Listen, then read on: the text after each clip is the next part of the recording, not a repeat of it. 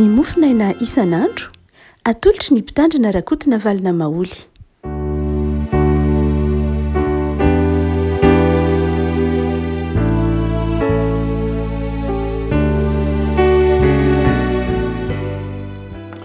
Raha antsika rehefa malala tratry dia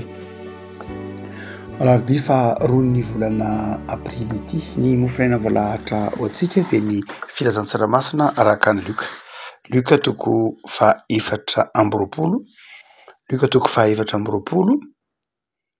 raisina amin'ny andininy voalohany ka hatramin'ny andininy fahafito anaran'i Jesosy. Ary tamin'ny sabata dia nitsahatra ihany izy araka ny lalàna fa nono maraina koa tamin'ny andro voalohany amin'ny herinandro dia nakany amin'ny fasana izy nitondra ny zava-manitra izay efa namboariny ary hitany fa indro ny vato efa voky ity niala tamin'ny fasana dia niditra izy nefa tsy nahita ny fatin'i Jesosy Tompo ary mbola very hevitra tamin'izany izy indreo nisy roa lahy niseho taminy nitafy fitafiana manelatrelatra ary no natahotra azy izy ka niankoroka dia hoy izy roa lahy taminy: nahoana no atao maty no tadiavanareo ny velona? Tsy ato izy fa efa nitsangana. Tsarovy ny teny izay nataony taminareo fony izy mbola tany Galily hoe ny zanak'olona tsy maintsy atolotra eo an-tanan'ny mpanotaka ombona amin'ny hazofijaliana ary hitsangana amin'ny andro fahatelo. Ray masonao, manamasinana ahy amin'ny fahamarinana ny teninao no fahamarinana. Amen. Ireo vehivavy izay mpianatra Jesosy no tonga maraina ny alandro voalohany amin'ny herinandro dia hikarakara ny fatin'i Jesosy, hanositra menaka manitra ny fatin'i Jesosy. Ry Maria Magdalena, ry Joanna, ry Maria reniny Jakoba sy ny hafa. Ary dia niona tamin'ny anjely tamin'ny fasana izy. Dia hoy ny anjely: nahoana no tian'ny maty no tadiavanareo ny velona? Nahoana no any maty na tian'ny maty no tadiavanareo ny velona? Tonga teny amin'ny fasana izy ireo dia nahazo teny fampieritreretana izay tsy fampieritetana veritreretana fa teny manova mihitsy ny fomba fijery ny atao hoe fiainana. Tsy any amin'ny maty akory no mitady ny velona fa any amin'ny velona no mitady ny velona. Ny fasana eo amintsika malagasy dia manana ny toerany manokana, ny anjara toerany fasana amin'ny civilisation, eo amin'ny kolotsaina, tsy eo amin'ny lafiny hoe eo amin'ny andavanandro mihitsy. Azo lazaina ho miivo amin'ny fasana mihitsy aza ny toe-tsaina malagasy. Nisy anthropologue britannique anankiray antsoina hoe Maurice Bloch nanoratra boky anankiray antsoina hoe Place in the Dead. Dia io boky io izay efa folo taona mahery kosa aloha, izay niresahany momba ny fahafatesana ao anatin'ny kolotsaina malagasy. Izay nazavany fa ny kolotsaina eto afovoan-tany manomboka any Antsianaka zany no ataontsika hoe Antsianaka, Merina, Betsileo sy ny faritra maro manerana an'i Madagasikara mihitsy ara, dia saika miivo amin'ny fasana. Tsy diso loatra akory izay fomba fijeriny izay satria nanao enquête tamin'ny toerana maro samihafa izy. Fa raha toa ka mamakafaka tokoa moa tsika hoe inona moa no anjara toeran'ny fasana, inona moa no dikan'ny fasana, maninona no omeny malagasy toerana ny fasana, ka mahatonga azy indraindray mitady ny velona any amin'ny fasana, mitady ny velona any amin'ny maty, tahaka izay tantaraina amin'ity Luka toko faha efatra amby roapolo ity. Ny farafahakeliny ny fasana eo amin'ny fivegan'ny taona malagasy dia eo aloha ilay hoe toerana hitehirizana ny taolam-balo. Tsy tahaka ny mety ho an'ny vazaha hoe toerana izay mitokana hitehirizana ny taolam-balo fotsiny ihany, fa hitehirizana ny taolam-balo ny fianakaviana mihitsy. Zany hoe lay taolam-balo, lay sisiny zany dia tehirizina mba tsy hiparitaka, tehirizina mba tsy ho very, arak'izany dia zay mahatonga azy mikarakara ny fasana. Fa lasa lavitra noho izay ny tena anjara toeran'ny fasana. Voalohany dia manana andraikitra ara-panahy ny fasana teo amin'ny tolo malagasy satria ny fasana dia mety ho toeram-pivavahana. Ary falatsika fa be dia be ny fasana izay toeram-pivavahana. misy am'izao andro ny filazantsara zao dia toera de no ataotsika hoe efa tsy toeram-pivavahana izy fa raha ohatra ka mijery ny fasana tranainy isika mbola misy vitsivitsy ihany na eto ampovoan'Antananarivo aza mbola misy vitsivitsy izay hitarafana ny maha-toeram-pivavahana ny fasana. Hitanao mantsy ny fasana dia eo amin'iny ilany atsinanana amin'ny fasana iny de misy vato fisaka anankiray zay. Eo amin'io vato fisaka anankiray io zay ametrahan'ny olona tantely ny fasana tranainy zany talohan'ny nahatongavana fivavahana kristiana de misy vato fisaka eo. Ny fasana moa ny fasana tranainy de vita tamin'ny vato amin'ny ankapobeny fa tsy de voatery vato ngeza be moellon ohatran'izao hitantsika zao fa vato somary fisapisaka zay mifanaingina ka nasiana rihitra na nasiana rihitra zany zay nampifandray azy tsy mbola fantatry malagasy loatra ny simenitra fa so fatany dia napetrany tam'ireny zany lay vato kely milahatra manao ambaratonga iny keo kory tsy hoe tsy hoe napetrapetraka fahatany fa ndraindray izy iny voakajina ny isana ny fitoerana tahaka zany mbola misy fa vitsivitsy eto Antananarivo sy ny manodidina ahitana an'ireny fasana tranainy zay tsisy azo fijaliana eo fa vato fisaka fotsiny etsika teo fa rehefa tonga vavahana kristiana dia nasiana azo fijaliana lay fasana ilazana fa kristiana aneo ka tsy tokony ivavahana tsy tokony ametrahana tantely tsy tokony amonoana akoho zak'izany ntsony eo andohany io fasana amin'ny lafiny rindrina atsinanana amin'ny fasana zay misy an'iny vato fisaka iny. Mitsika hoe tamin'ny toro malagasy any dia toeram-pivavahana ny fasana tany toeram-pivavahana izy. Toeram-pivavahana zany hoe satria nohon'ny malagasy fa ny razana dia mpanelanelana ny olona mijanahary. Ny razana dia mpanelanelana amin'ny olona amin'Andriamanitra. Andriamanitra ataotsika hoe lay mbola fisoratana amin'ny betita fa tsy lay Andriamanitra karata amin'ny baiboly akory dia no heverina nafinoan'Andriamanitra ny tolo mazava ho azy fantatsika rehetra zany tsy misy toerana eto Madagasikara ka tsy ninon'Andriamanitra naray azy dia no heveriny tolo kosa fa ny razana dia manelanelana ny olona amin'Andriamanitra lay Andriamanitra zay tsy ananany malagasy fahafahana miditra loatra satria tsy hitany izy tsy azo ampahitanana nefa mandahatra nefa mitondra nefa manam-pahefana ary dia ny razana no heveriny izay manana fahafahana miresaka amin'io Andriamanitra io na lay Andriamanitra dia mifanatona amin'io razana io ka dia mitahy lay razana noho zany dia ny fasana dia mety tena ho toeram-pivavahana mihitsy. Nandritra ny taona maro dia toeram-pivavahana ny fasana. Zay anankiray amin'ny anjara toeran'ny fasana teo amin'ny toro malagasy. Fa ny faharoa ny fasana eo amin'ny toro malagasy koa dia mirakitra ataotsika hoe ny mamaly ny fanontanianany amin'ny hoe iza ny mpihavana. Ny fihavanana amin'ny toro malagasy dia mifamatotra amin'ny fasana. Mifamatotra amin'ny hoe ny olona ray fasana dia mazava ho azy mpihavana izy. Misy ifandraisana izy. Tsy ray fasana fotsiny am'izao ny toro malagasy fa misy fifandraisana na io fifandraisana amin'ny raha iombonana na io fifandraisana teo amin'ny sony fanaovana na io ny fifandraisana tamin'ny ataotsika hoe fatidrana zavatra tahaka izany noho zany dia ny fasana dia mifamatotra amin'ny antsoina hoe fihavanana eo amin'ny fasana manomboka ny atao hoe fihavanana ary zay mahatonga reny hitantsika hoe irandry Justin Rajoro inona moa ny fandrafirafiana any am-pasana ve vao hifankaty satria ny fihavanana dia zao manomboka eo amin'ny fasana. Ny mpihavana dia eo amin'ny fasana. Eo amin'ny fasana no manomboka ny tetiarana hoe ndreto any antsoina hoe mpihavana ndreto any antsoina hoe fianakaviam-be iray noho zany dia manatoerana lehibe ho an'ny velona zany ny fasana satria ny fasana dia fampihavanana. Ny fasana dia mampatsiary ny olona hoe fianakaviam-be iray izy rehefa misokatra io fasana io dia mahita lay taolam-baly be dia be hoe ity dadabe zao ty neninbe zao ty nenitoy zao dia samy miara-mahatsiary hoe ay moa velona ray trano maty ray fasana dia fianakavia irairay ihany zany hoe ny fasana dia lasa toy ny mampiombona toy ny mampiray toy ny mampatsiaro hoe fianakaviam-be iray zay moa no ataontsika hoe fonction sociale ny famadihana amy lafiny anankiray teo amy toro malagasy satria mampatsiaro zay fihavanana izay mampatsiaro zay hoe itsika reto de taranaky ny olona anankiray na taranaky ny olona mifankaty na taranaky ny olona niavana no zany dia miezaka misongona mihoatra izay mety ho disadisa sy ady maro samihafa no zany ny fasana dia karazan-drazany fampihavanana mampihavana zay lafiny faharoa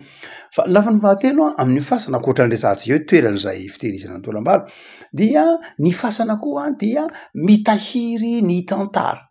ny fasana dia mampifandray ny lasa sy ny ankehitriny amin'ny alalan'ny fasana no zany hoe rehefa mijery fasana ny toro malagasy na manorona fasana izy na tonga eo amin'ny fasana izy de zao mampatsiaro azy ny lasa mampatsiaro azy ny tantara ny fasana zany de mirakitra tantara satria ao anatin'ny fasana no misy no mamaly ny fanontaniana hoe avy aiza tsika iza isika inona no maha isika tsika amin'ny alalan'ny fasana zany hoe rehefa mbi eo amin'ny fasana dia miverina ny fahatsiarovana ary voavaly ny fanontaniana hoe iza moa isika inona nahazatra tsika fianakaviana manahoantsika olona manahoantsika dia eo amy toro malagasy de ny fasana de mirakitra tantara ary hitantsika fa ndraindray moa misoratra ndraindray misy zavatra be de be ampiarahan'ny olona amin'ny faty-tany aloha zany hoe ny fasana dia miratra toy ny boky mivelatra koa mampatsiaro ny olona ny tantaram-piainany mampatsiaro ny olona ny tantaram-piainany zay mahatokany hoe mandany vola be ny olona manaovana fasana tamin'ny andro taloha eny mandrakakehitry raha moa satria mirakitra tantara izy mirakitra ny lasa izy malagasy moa somary ataontsika hoe manorina ny hoavy mibanjina ny hoavy amin'ny alalany lasa izay olo ny hoavy ny malagasy tsy de mitoditra any amin'ny hoavy malagasy saingy zao amin'ny alalan'ny lasa no ijerevany ny hoavy zany hoe tsy afa-misaraka amin'ny malagasy mihitsy ny lasa amin'ny malagasy sy ny lasa sy ny hoavy de zavatra mifanakaiky be mariny ankehitriny amin'ny malagasy de zao tsy misy ankehitriny tonga ho azy fa mifamatotra am'le lasa any ka raha tianao hazavana ankehitriny sy ny hoavy dia tsy maintsy mazava aminao aloha ny lasa de any amin'ny lasa foana aloha ny ndraindray ny maso ndraindray moa tavela ela ao amin'ny io lasa io izy de ndraindray tsy tafabanjana mihitsy ny hoavy satria zay ny tolo zay isika mianakavy ary dia ny fasana dia manana anjara toerana lehibe mihitsy amin'io ataontsika hoe fitehirizana ny tantara io ary dia io lafin-javatra io no azo lazaina hoe mahatonga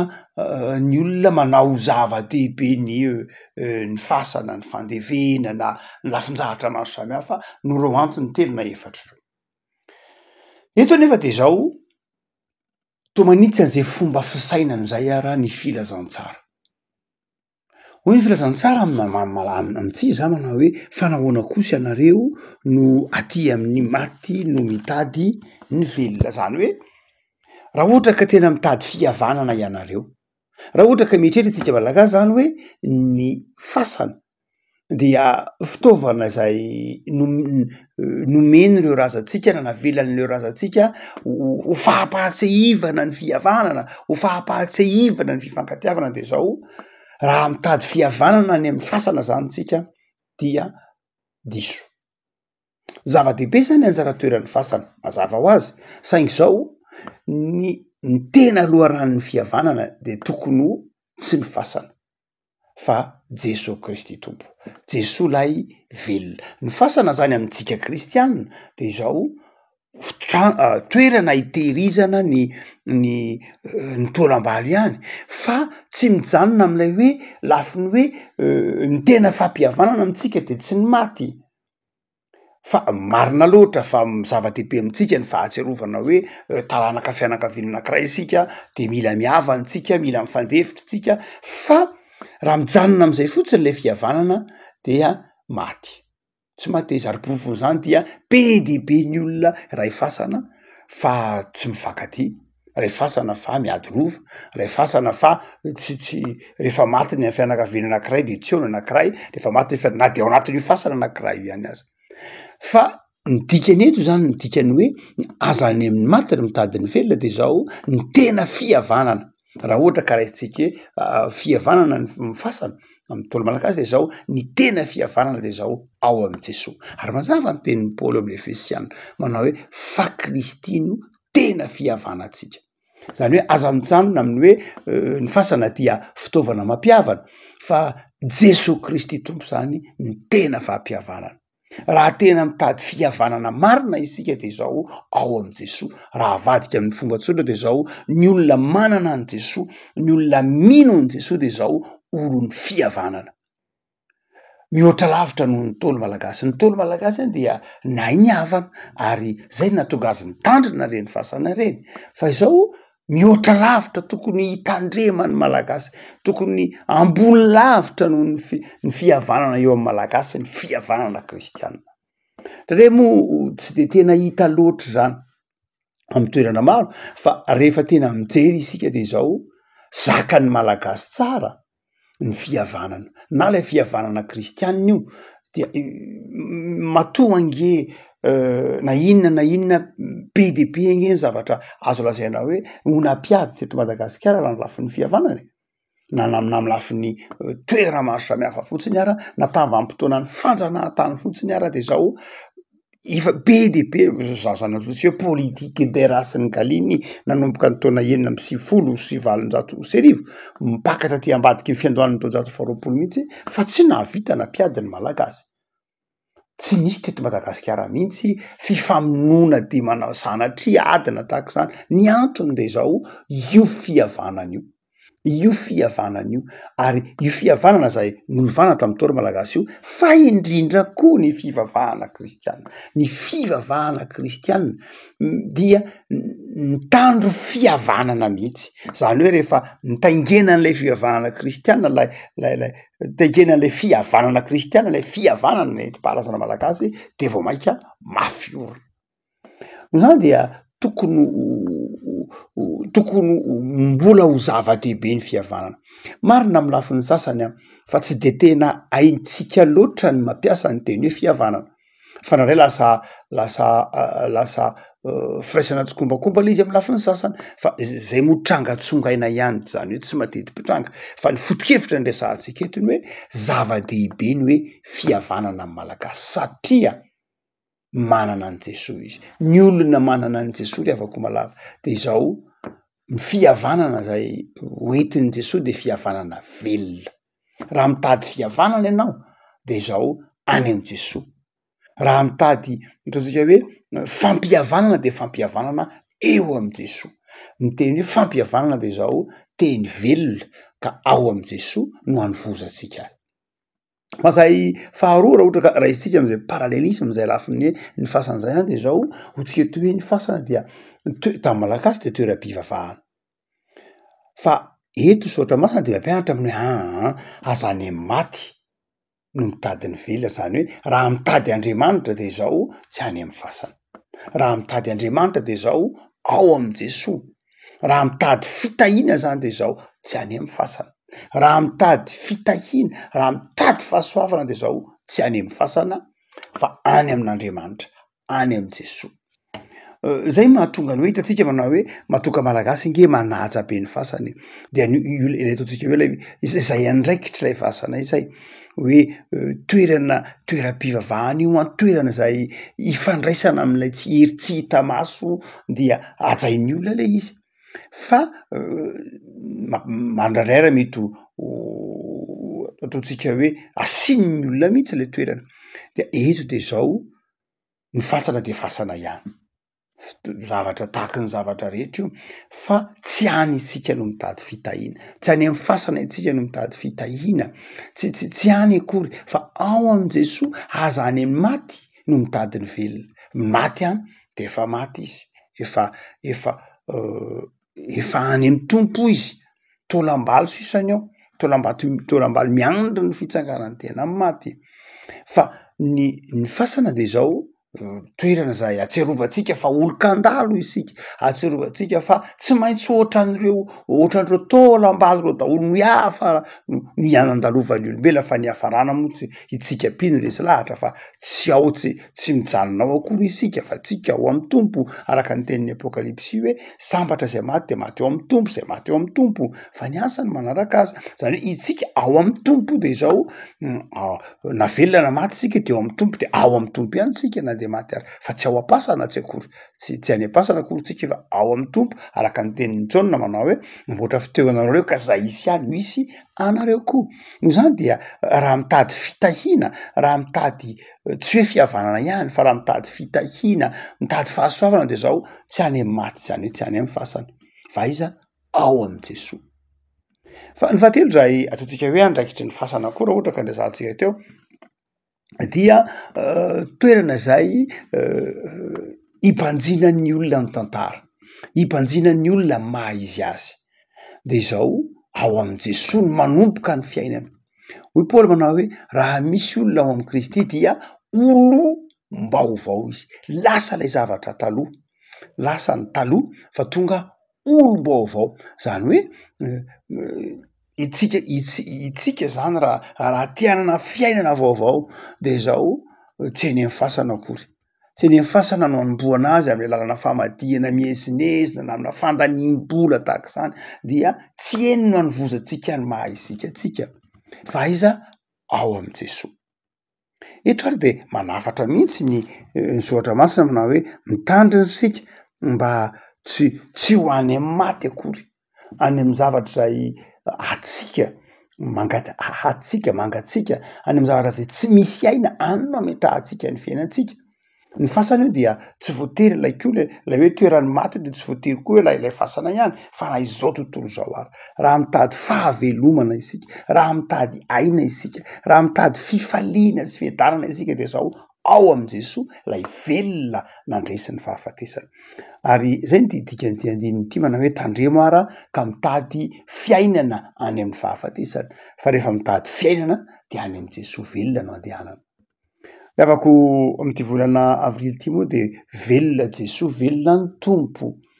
ary velona ny tompo de aiza izy, velona ny tompo de ao am-potsika izy, velona ny tompo de ao amintsika izy. Noho zany de zao aza mitady fiainana any amin'ny fahafatesana, any amin'ny hoe zavatra tsy fiaina, mety ho voly io, mety voninahitra io, zany rehetrany dia de fitaovana fa zany dia tsy manome fiainana sy fiadanana akory fa ny finoana sy ny fahatokinan'Andriamanitra, ny fahatokinan'i Jesoa no mampisy fiainana sy fifaliana